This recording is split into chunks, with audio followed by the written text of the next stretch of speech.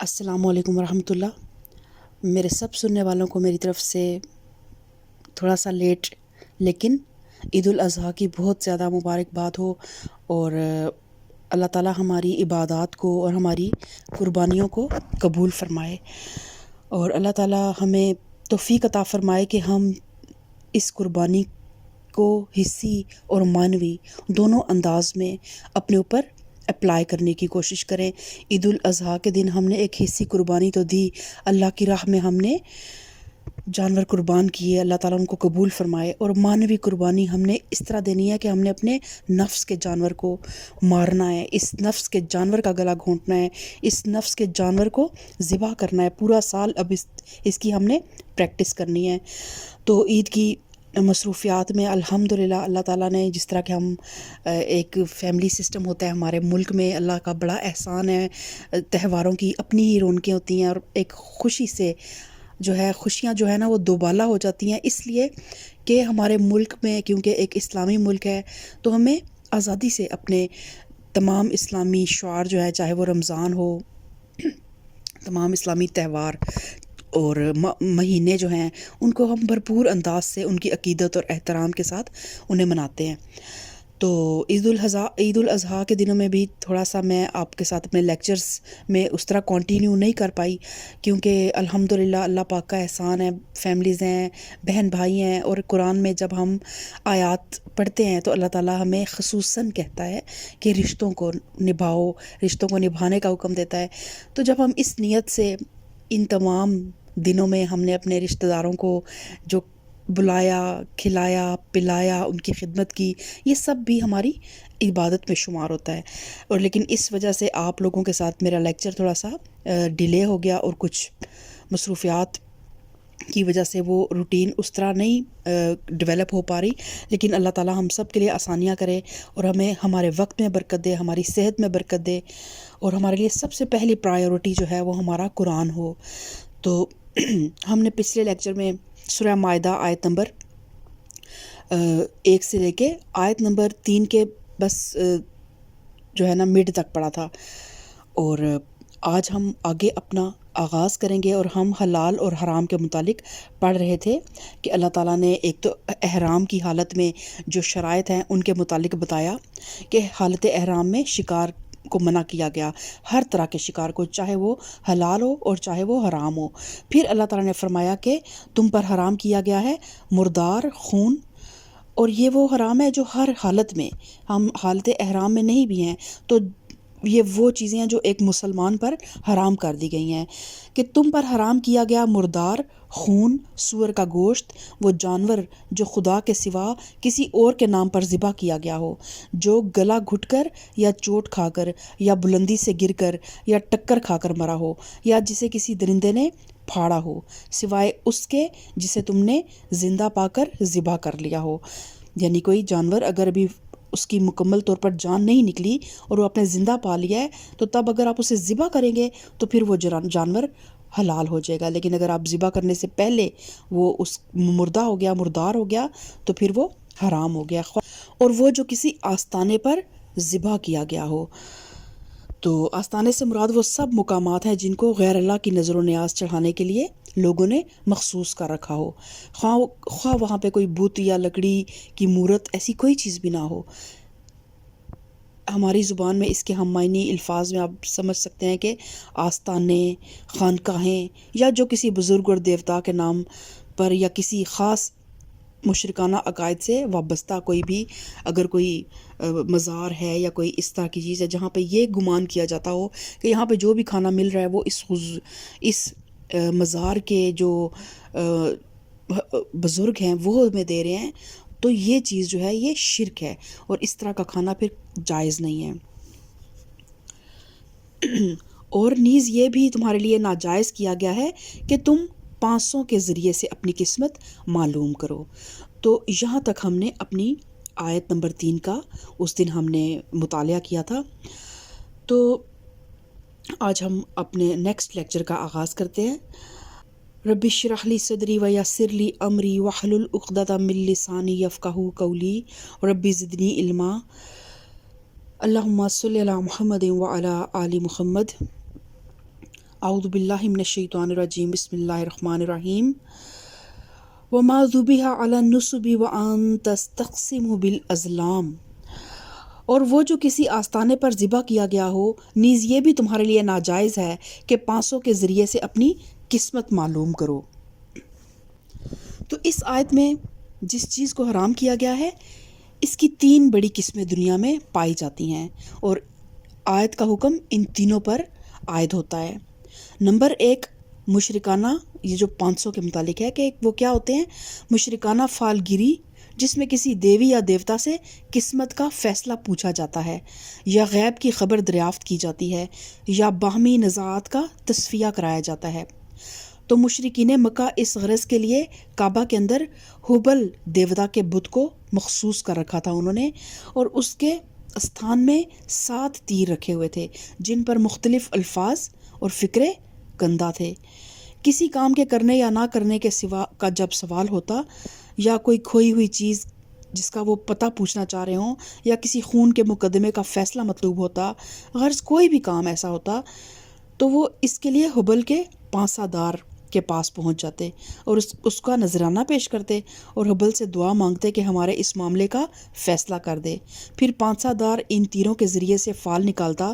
اور جو تیر بھی فال میں نکل آتا، اس پر لکھے ہوئے لفظ کو ہبل کا فیصلہ سمجھ لیا جاتا تھا۔ دوسرا یہ ہے کہ توہم پرستانہ فعال گیری، جیسے زندگی کے معاملات کا فیصلہ عقل اور فکر سے کرنے کی بجائے کسی وہمی اور خیالی چیز یا کسی اتفاقی شے کے ذریعے سے کر لیا جاتا ہے، یا قسمت کا حال ایسے ذرائع سے معلوم کرنے کی کوشش کی جاتی ہے جن کا وسیلہ علم غیب ہونا کسی علمی طریق سے ثابت نہیں ہے۔ رمل، نجوم، جفر، مختلف قسم کے شگون اور فالگیری کے بے شمار طریقے اس صنف میں داخل ہیں۔ اور اس کے علاوہ توہم پرستی میں بعض اوقات ہمارے جو مختلف قسم کے ایک ایسی ہوتی ہیں کہ ہم نے کالی بلی راستہ کاٹ گئی ہے تو اب ہم اپنے راستے سے واپس آ جائیں، جس سفر پہ نکلے ہیں اس سے واپس آ جائیں، اور اس قسم کی چیزیں جن کا عقل اور شعور سے دور دور تک کوئی تعلق نہیں ہے۔ آپ اشرف المخلوقات ہیں اور وہ ایک چھوٹا سا جانور ہے کالی بلی، اس کا آپ کی قسمت سے کیا تعلق ہے؟ اللہ، اپنے رب پر یقین رکھیں، اپنے رب پر توکل رکھیں۔ اور نمبر 3 ہے کہ جوئے کی قسم کے وہ سارے کھیل اور کام جن میں اشیاء کی تقسیم کا مدار حقوق اور خدمات اور عقلی فیصلوں پر رکھنے کی بجائے محض کسی اتفاقی امر پر رکھ دیا جائے۔ مثلا یہ کہ لاٹری میں اتفاقاً کسی بھی شخص کا نام نکل آیا اور ہزار ہا آدمیوں کی جیب سے نکلا ہوا مال اور پیسہ اس ایک شخص کی جیب میں چلا جائے، یا یہ کہ علمی حیثیت سے تو ایک مہمے کے بہت سے حل صحیح ہیں، مگر انعام صرف وہی شخص پائے گا جس کا حل کسی معقول کوشش کے بنا پر نہیں بلکہ محض اتفاق سے نکل آیا ہو۔ تو ان اقسام کو حرام کر دینے کے بعد قرہ اندازی کی صرف وہ سادہ صورت اسلام میں جائز رکھی گئی ہے جس میں وہ برابر کے جائز کاموں یا 2 برابر کے حقوق کے درمیان فیصلہ کرنا ہو تو ہم قرہ اندازی کر سکتے ہیں۔ مثلا ایک چیز پر 2 آدمیوں کا حق ہر حیثیت سے بالکل برابر ہے، اور فیصلہ کرنے والے کے لیے ان میں سے کسی کو ترجیح دینے کی کوئی معقول وجہ موجود نہیں ہے، اور خود ان دونوں میں سے بھی کوئی اپنا حق چھوڑنے کو تیار نہیں ہے۔ اس صورت میں ان کی رضامندی سے قرہ اندازی پر فیصلے کا مدار رکھا جا سکتا ہے۔ یا مثلا 2 کام یکساں درست ہیں اور عقلی حیثیت سے آدمی ان دونوں کے درمیان تذبذب کا شکار ہو گیا ہے، ان میں سے کسی کو اختیار کرے اور کس کو اختیار کرے اور کس کو چھوڑے، تو اس صورت میں ضرورت ہو تو قرہ اندازی کی جا سکتی ہے۔ نبی کریم صلی اللہ علیہ وآلہ وسلم بالعموم ایسے مواقع پر یہ طریقہ اختیار فرماتے تھے جبکہ 2 برابر کے حقداروں کے درمیان ایک کو ترجیح دینے کی ضرورت پیش آ جاتی تھی، اور آپ صلی اللہ علیہ وسلم کو یہ اندیشہ ہوتا تھا کہ اگر آپ نے خود کسی کو سلیکٹ کر لیا تو دوسرے کو ملال نہ ہو، تو پھر آپ قرہ اندازی کر لیتے تھے۔ لیکن اگر کوئی جاب ٹائپ ہے جس طرح، یا کوئی 2 کام ہے جن میں آپ فیصلہ کرنا چاہتے ہیں، تو پھر استخارہ بہترین چیز ہے۔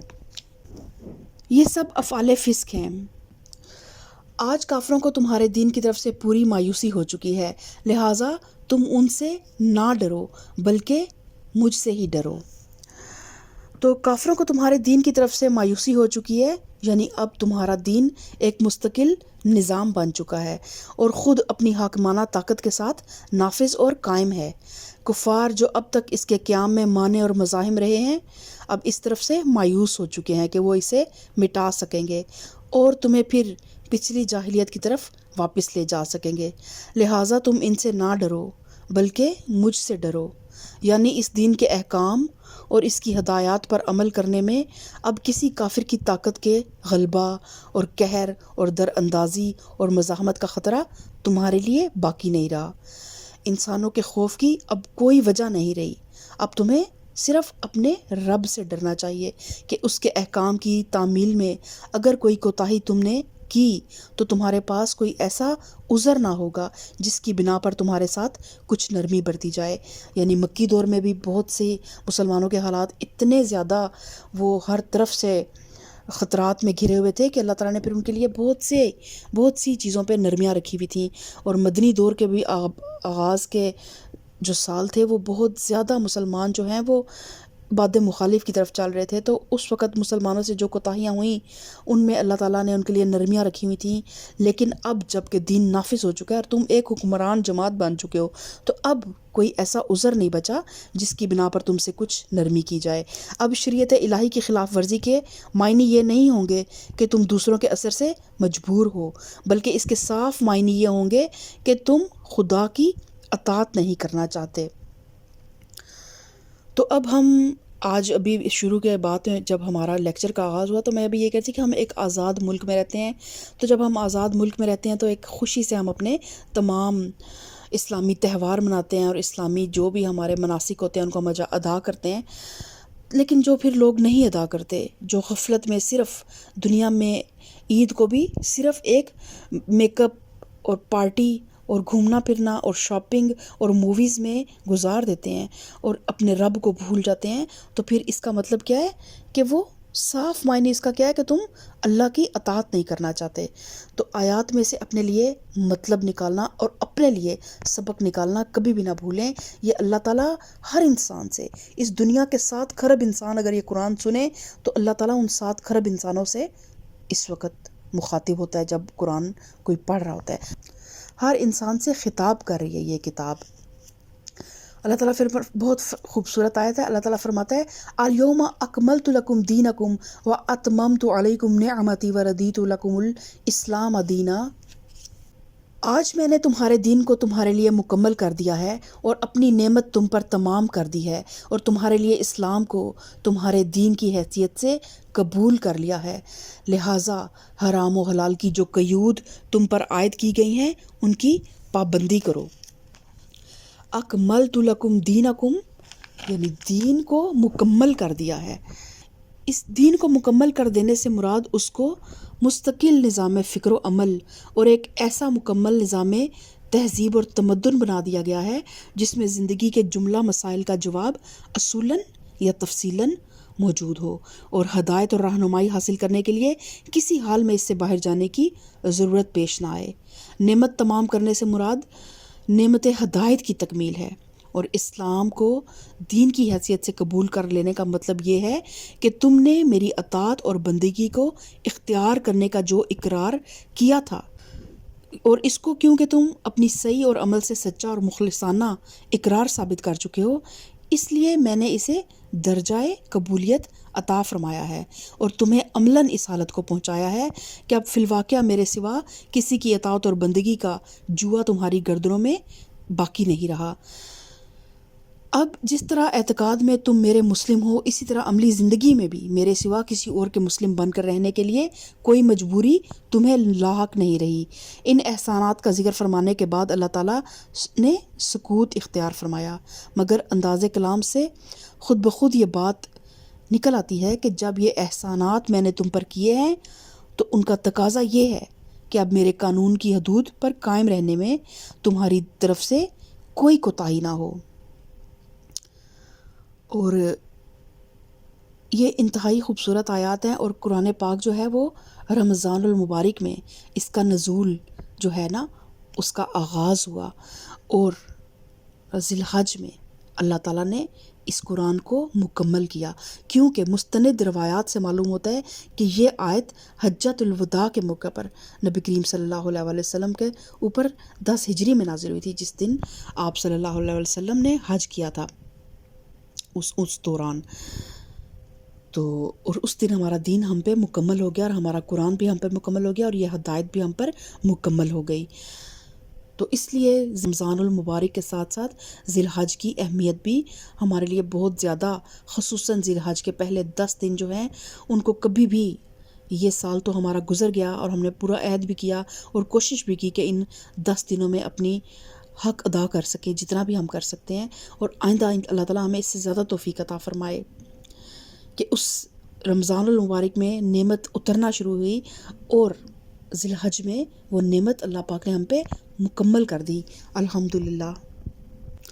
لہٰذا حلال و حرام کی جو قیود تم پر عائد کر دی گئی ہیں ان کی پابندی کرو، البتہ جو شخص بھوک سے مجبور ہو کر ان میں سے کوئی چیز کھا لے بغیر اس کے کہ گناہ کی طرف اس کا میلان ہو، تو بے شک اللہ معاف کرنے والا اور رحم فرمانے والا ہے۔ تو اس میں سورہ بقرہ میں ہم پڑھ چکے ہیں کہ اگر انسان جو ہے ایسی حالت میں چلا جائے کہ اگر وہ نہیں کھائے گا نا تو اس کی موت واقع ہو جائے گی، تو پھر وہ بکراہت اتنی چیز، کوئی حرام چیز بھی کھا سکتا ہے، اور لیکن وہ بکراہت کھائے گا، اور صرف اتنی کھائے گا کہ اس کی جان بچ جائے، کیونکہ جان بہرحال اللہ کی بہت بڑی امانت ہے، اور اس کو بچانے کے لیے اگر انسان نے مجبوری میں، جب کوئی اور چیز، کوئی اور آپشن موجود نہیں ہے، تو اس وقت اگر انسان بکراہت صرف اتنا کھا لے کہ اس کی جان بچ جائے، تو پھر اللہ تعالیٰ اسے کیا فرماتا ہے کہ اگر کوئی بھوک سے مجبور ہو کر ان میں سے کوئی چیز کھا لے بغیر اس کے کہ گناہ کی طرف اس کا میلان ہو، تو بے شک اللہ معاف کرنے والا اور رحم فرمانے والا ہے۔ لوگ پوچھتے ہیں کہ ان کے لیے کیا حلال کیا گیا ہے، کہو تمہارے لیے ساری پاک چیزیں حلال کر دی گئی ہیں۔ تو اس جواب میں، یعنی لوگوں نے جو سوال پوچھا اور اللہ پاک نے جو جواب دیا، اس جواب میں ایک لطیف نکتہ پوشیدہ ہے۔ اب ہوتا کیا کہ جو مذہبی طرز خیال کے لوگ اکثر اس ذہنیت کے شکار ہوتے رہے ہیں کہ دنیا کی ہر چیز کو،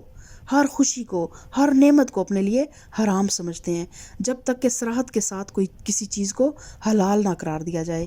اس ذہنیت کی وجہ سے لوگوں پر وہمی پن اور قانونیت کا تسلط ہو جاتا ہے، اور وہ زندگی کے ہر شعبے میں حلال اشیاء اور جائز کاموں کی فہرست مانگتے ہیں۔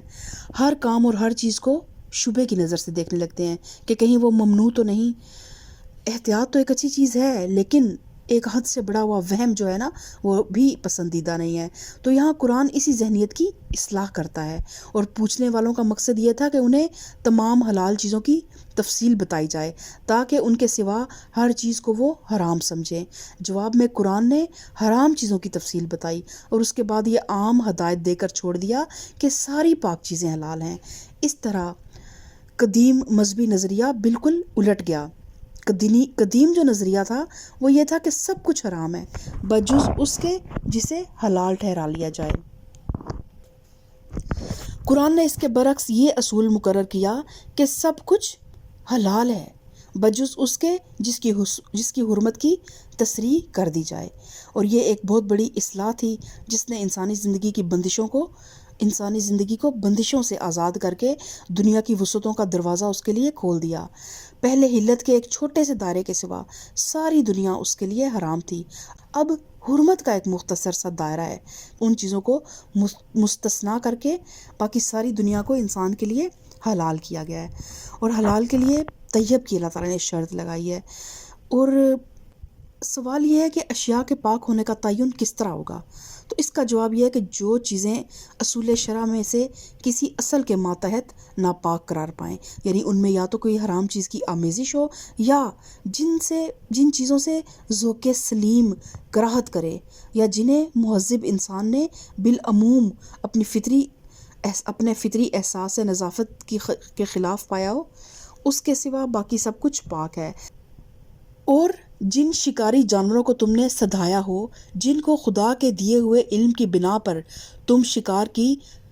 تعلیم دیا کرتے ہو، وہ جس جانور کو تمہارے لیے پکڑ رکھیں اس کو بھی تم کھا سکتے ہو، البتہ اس پر اللہ کا نام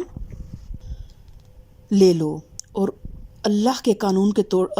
قانون کو توڑنے سے ڈرو، اللہ کو حساب لیتے کچھ دیر نہیں لگتی۔